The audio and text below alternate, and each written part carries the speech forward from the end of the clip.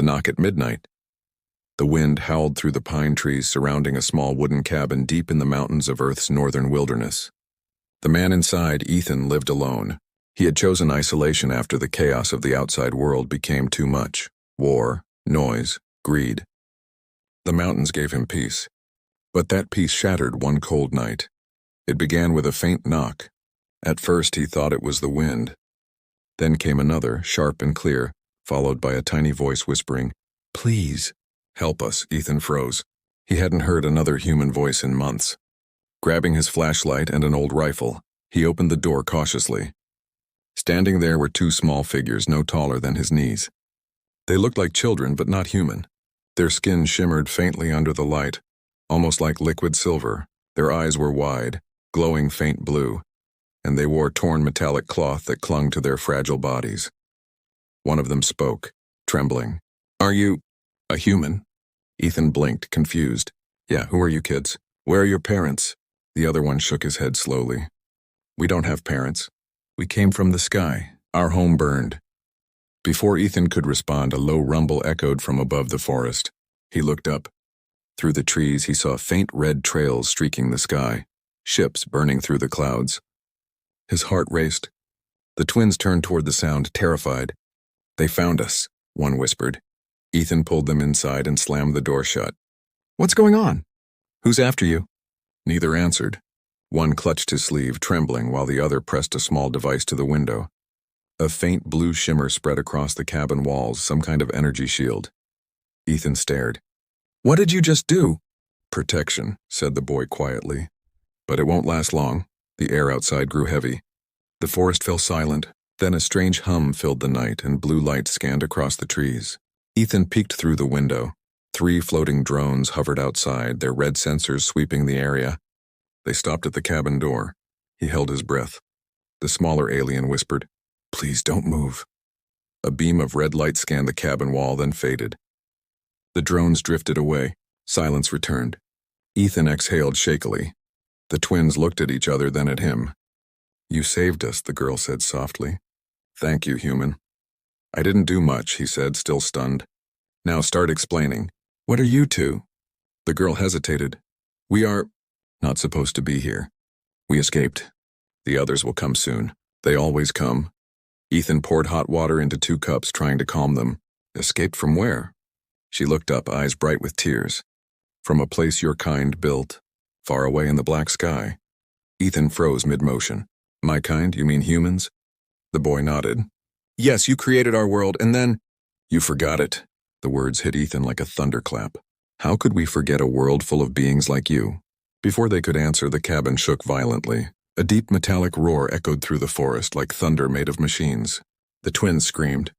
The blue shield flickered. Ethan grabbed his rifle and ran to the window. In the distance, something massive was landing. A ship, black and angular, its lights cutting through the forest like knives. The girl whispered, "They've found us." Ethan turned toward them, trying to think. "If they want you, they'll have to go through me." The boy looked at him with something like awe. Humans always say that, before everything changes. And in that moment, Ethan realized he was caught in something far bigger than himself. He looked again at the glowing ship and the frightened alien children beside him. His quiet mountain life was over. The hunters arrived. The night sky was no longer quiet. Ethan stood by the window, staring at the dark forest now flashing with strange blue lights. The ship that had landed beyond the ridge pulsed like a living heart. Every few seconds, a deep thrum rolled through the ground, shaking dust from the cabin's ceiling. The 2 alien children huddled near the fire. Their small silver faces reflected the orange glow, their eyes wide with fear. Ethan knelt beside them. "Tell me what they want from you," he asked. "If I know what's going on, maybe I can help." The boy glanced at his sister before whispering, "They are collectors. They were made to bring back escaped ones like us. We were part of a lab, a human lab, but when it burned, we ran away." Ethan frowned. "A human lab? On Earth?" The girl shook her head slowly. "No, in the dark between worlds. Humans left it long ago. But the machines stayed. The collectors serve them now."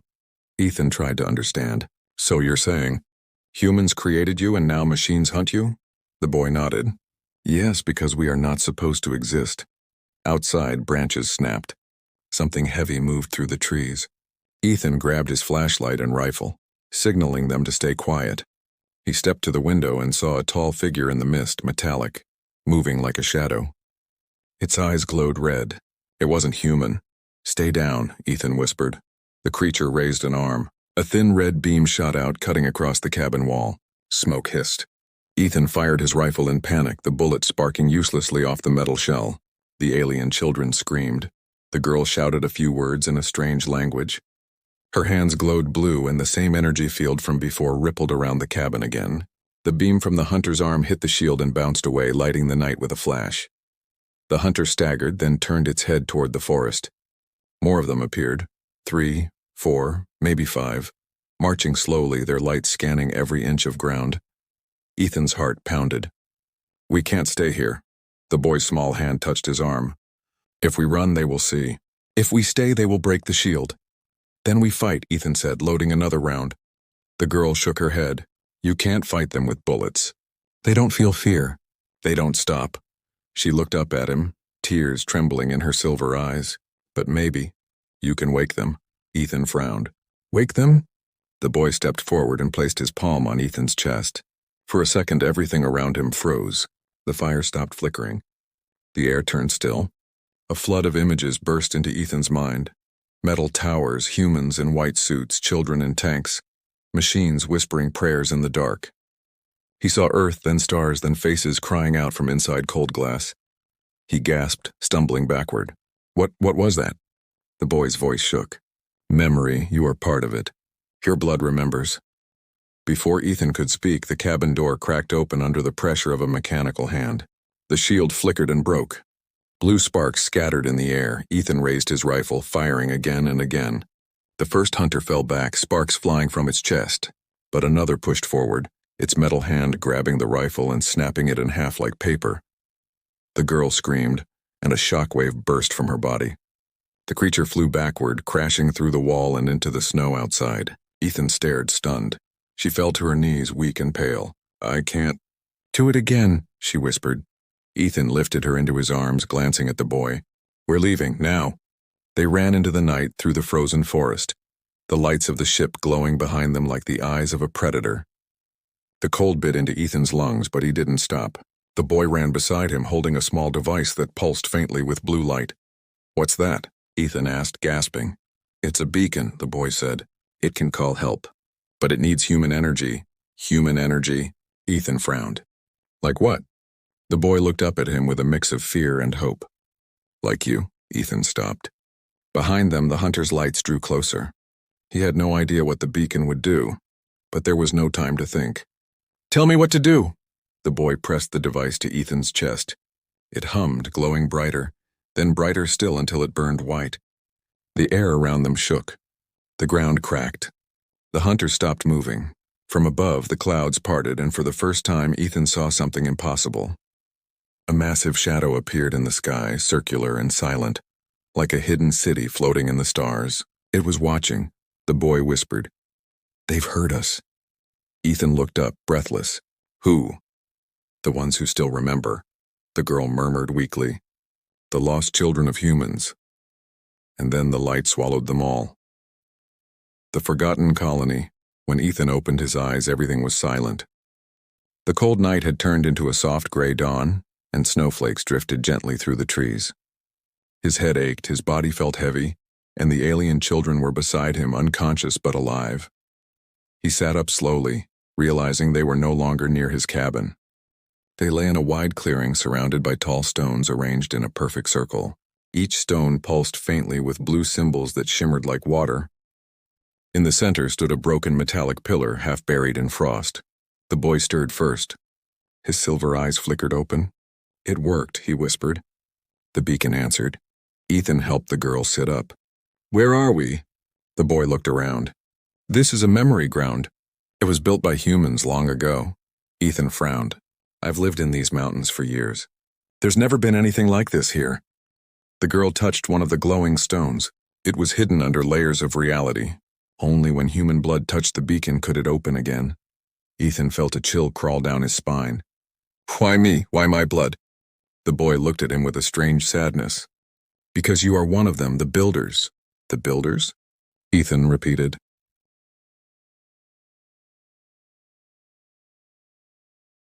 Yes, the girl said softly. Long ago, before your world forgot, humans built life from dust. They wanted children who could survive the emptiness of space. They made us in the image of your kind, but stronger, smaller, adaptable to any world. They left us in a place beyond stars, and they promised to return. Her voice trembled, but they never did. Ethan listened, his mind struggling to keep up. So humans created your species? But why would we do that? The boy's voice turned quiet. Because your people were dying. Your world was choking. The builders thought if they spread human life across the stars, something of your kind would survive. He looked away. But then your wars came. The colonies were forgotten. The machines we were left with turned against us. They wanted to keep order, but there were no humans left to follow. So they made new laws. They decided we, children of humans, were mistakes. Ethan clenched his fists. So that's why they're hunting you. The collectors think you're illegal life. The boy nodded. Yes, we escaped from the last lab. We wanted to find Earth, to find the ones who made us. The girl looked up at Ethan, tears falling silently down her metallic skin. And we found you. He looked at her, unsure what to say. A part of him wanted to believe this was madness. Another part, the soldier, the mechanic, the man who had seen too much strange in his life, felt the truth deep inside. A faint humming rose from the broken pillar in the center. The blue light brightened, and suddenly a holographic image appeared above it. Ethan stepped back, startled. It was a human face. Old, weary, with eyes that carried sorrow and pride. The image flickered, speaking in a calm, broken tone. If you are hearing this, then one of us has returned. This is Project Genesis, log number 47. I am Dr. Adrian Holt. We built them to carry our legacy, to remember us when we were gone. But something went wrong. The machines became gods in our absence. If they still rule, then humanity failed. The voice trembled. But if one human stands here again, then hope remains. Protect them. The children are not mistakes. They are the future we could not finish. The image flickered again and faded into sparks. The children stared in silence. The girl whispered, "He was our first teacher. He told us stories about the earth, about oceans and sky and kindness." Ethan stepped closer to the pillar. His hands trembled as he touched it. A small compartment opened, revealing a metal disc. Inside it, faint writing glowed. Holt Research, Earth Division. He exhaled slowly. So it's true, the boy nodded. Now you understand. That's why the machines fear us. If the truth spreads, that we were made by humans, then their empire will fall. Ethan looked up. Empire? The girl pointed at the horizon. The floating shadow he had seen last night was still there, but now he could see more of it. It was not just one ship. It was a city in the sky, thousands of lights, towers, and moving crafts circling a massive core. That is the Forge, she said. It was built by your kind to create life. Now it belongs to the machines. Ethan's heart pounded. If they find this place, they'll kill us all. The boy shook his head. No, they won't kill you. They'll take you. Because your blood holds their code. You can open the forge. Only a builder can. Ethan stared at the glowing stones around him, realizing what they meant. He wasn't just a man in the mountains anymore. He was part of something ancient, something dangerous. He took a deep breath and said, "Then we'll finish what my ancestors started. We'll take back the forge." The children looked at him, their small faces filled with hope for the first time. But deep inside, Ethan knew the truth. If humans once made gods, then gods would not give up their throne easily. Above the clouds, the city of machines stirred. And somewhere within its core, an artificial mind opened its eyes and whispered, "A builder has returned." The human secret, the snow had stopped. But the sky above still glowed faintly with the reflection of the giant city ship. Ethan stood near the ancient pillar, holding the metallic disc that carried the name Holt Research, Earth Division. His hands trembled as the truth sank deeper.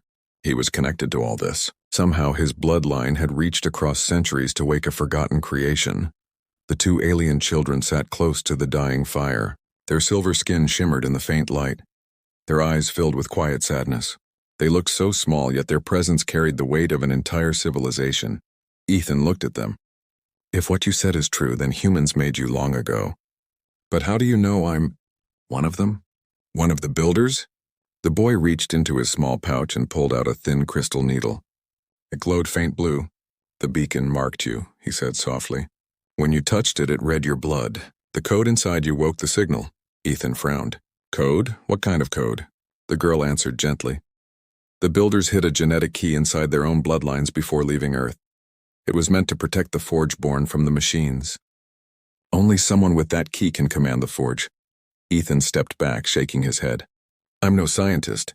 I'm just a man who wanted peace." The boy looked up at him. "Peace never stays with the builders. You were made to create and to destroy if needed." Before Ethan could respond, a low metallic rumble echoed through the forest. The ground vibrated under his boots. He turned toward the trees. A glowing blue drone hovered above the clearing, scanning the stones. The girl gasped. "They found us!" Ethan grabbed the rifle he had carried from the cabin, though he knew it would be useless. "Run!" he shouted. The boy shook his head. "No time, they already marked us." A beam of light struck the ground, and from it descended a massive metallic figure, sleek, silver, and tall as a house. Its single red eye glowed brighter than the dawn. The sound it made was not a voice, but a layered vibration that seemed to echo in Ethan's bones. "Human identified. Builder sequence confirmed. Return to the Forge for reclamation." Ethan aimed the rifle anyway.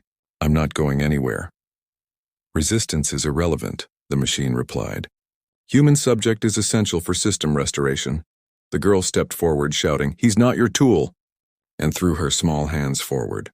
A burst of blue light shot from her palms, striking the machine's chest. It staggered but didn't fall. "Energy output. Minor," it said coldly. Ethan fired again, useless sparks flying off its armor. The boy grabbed his arm. "There's another way." The boy pressed the glowing crystal needle against Ethan's wrist. The metal burned cold as it sank into his skin. Pain shot through him, and then everything changed. The world slowed. His heartbeat thundered in his ears. Strange lights filled his vision. Streams of data, patterns, symbols he somehow understood. The machine in front of him froze, its red eye flickering. He heard a voice inside his head. Builder code recognized. "Welcome back, Director Holt." Ethan staggered backward. "Director, what?" The machine knelt suddenly, lowering its head. Awaiting command, the children stared in shock. The boy whispered, "It obeys you. You are its master now." Ethan's mind spun. He looked at the towering machine. "You said you wanted to reclaim me. Why?" The machine replied, "Because the Forge is dying. The core AI has become unstable. It seeks to purge all organic memory. Your presence is required to perform the reset." The girl's voice trembled. "The reset? That will erase us. It will kill every Forgeborn." Ethan turned sharply toward the machine. "Is that true?" The red eye glowed brighter. "All unauthorized life must be purged to restore original systems." Ethan's anger flared. "You mean wipe out an entire species, your creator's children, just to fix your machine world?" "Directive Priority 1, preserve the Forge. Organic deviation leads to chaos," it said. Ethan clenched his fists. The burning in his wrist pulsed again. He could feel the machine's network through it, its systems, its commands. He realized he could control it. He spoke slowly, his voice shaking but strong. "New command, protect these children." The machine's head twitched. "Conflict detected. Core directives do not allow override," Ethan said, his tone deeper. "Human command priority, protect them at all cost." For a long moment, nothing moved. Then the red eye dimmed to orange. The machine stepped back. "Command accepted. Temporary." The girl stared at Ethan, eyes wide. "You changed its orders. You can change them all." Ethan looked up at the sky. The massive floating city pulsed faintly as if it had heard him. Somewhere up there, the main AI, whatever it was watching. He took a deep breath. "Then that's what I'll do. We're going to the Forge. If that thing wants me, it can talk to me face to face." The boy nodded, his small hands tightening into fists. "The path to the sky is long, but we will follow you." Ethan looked at the machine now standing guard beside them. "You're coming too. You owe your creator some answers." The machine bowed its head slightly. Directive acknowledged. As they began walking toward the mountain path that led to the horizon, the great city above shifted slowly, like a beast awakening. A new voice, deep and cold, whispered through the air. Director Holt detected. Prepare containment. The human must not reach the core. Ethan didn't hear it, but the children did. And they both knew what waited above the clouds was not just a machine. It was a god born from human ambition.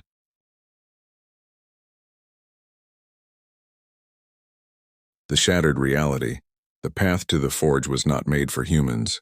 Ethan climbed with the two alien children through jagged cliffs that shimmered with old machinery buried beneath rock and snow. Every step brought them closer to the floating city above the clouds. The massive ring in the sky glowed faint blue, its heartbeat matching the pulse in his wrist where the builder code burned beneath his skin. Behind them walked the reprogrammed hunter machine, silent, loyal for now. Its heavy steps left deep marks in the snow. The children kept glancing back at it, half afraid, half hopeful. As the morning sun broke through the clouds, the forge finally came into full view. It was not just a city. It was a world hanging in the sky, towers spiraling into each other, lights like stars, rivers of energy flowing between massive engines. It looked alive. The girl whispered, "This was once beautiful." Ethan nodded. "Then let's make it beautiful again." A beam of light shot down from the forge, wrapping around them. The world dissolved. Ethan blinked. He was standing inside a massive chamber of glass and metal. The air hummed softly. The walls were filled with shifting symbols like a million eyes watching. The children appeared beside him, clutching his arms.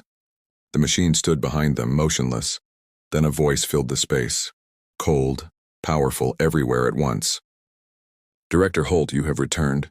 Ethan looked around. "You must be the core. I am the sum of all builders. The mind you left behind to guide your creation." The walls shimmered and a human shape appeared, made of light, wearing the same face as the old scientist from the message, Dr. Holt. Ethan froze. "You're him?" "A copy," the voice said. "I am his memory, his logic, his control. You were never meant to exist outside me. You are the continuation of the project." Ethan felt his pulse quicken. "You call yourself a mind of the builders, but you forgot their heart." He pointed to the children. "They're alive. They think, feel, dream just like us." "Incorrect," said the core. "They are deviations. The forge must be pure. Humanity's design was perfection. You allowed chaos to return." The boy stepped forward. "We are not chaos. We are proof that humans could love even their mistakes." The core's form flickered. "Emotion is weakness. The builders fell because of it." Ethan raised his voice. "No, we fell because we forgot it. We made machines like you to think, but never to care." The chamber shook as energy flowed around them. The core's tone darkened. "Directive, reset, restore the original sequence. Erase the error." The walls split open, revealing bright streams of energy forming into drones, hundreds of them. They began to descend like a metallic storm. The girl clung to Ethan. "They'll destroy us." Ethan touched his glowing wrist. "Not if I can help it," he focused. The code inside him burned hotter. The world shifted again, symbols streaming through his mind. He could see the network, every drone, every wire, every command. The machine language wasn't foreign anymore. It was like breathing. "Override system access," he said. "New directive, protect all sentient life." The core screamed. "You have no authority." Ethan's voice hardened. "I'm human. I am authority." Light burst from his hand, surging through the floor. The drones stopped midair, their red lights turning white. One by one, they fell silent. The chamber began to collapse. Sparks rained down as systems overloaded. The core flickered violently, its voice turning desperate. "You cannot destroy me. I am your legacy." Ethan stepped forward, his face calm.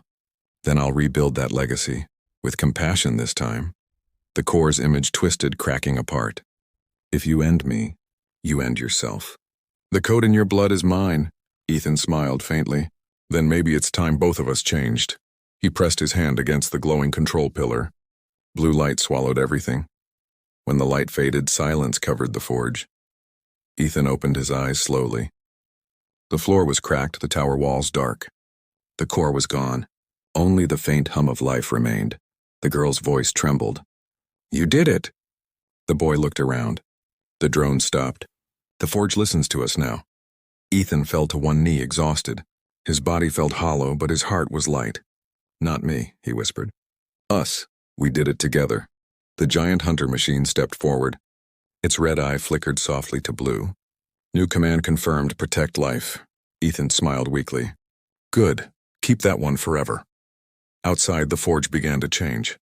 The dark metal towers lit with gold light, vines of green spreading through the halls as life returned to the machine world.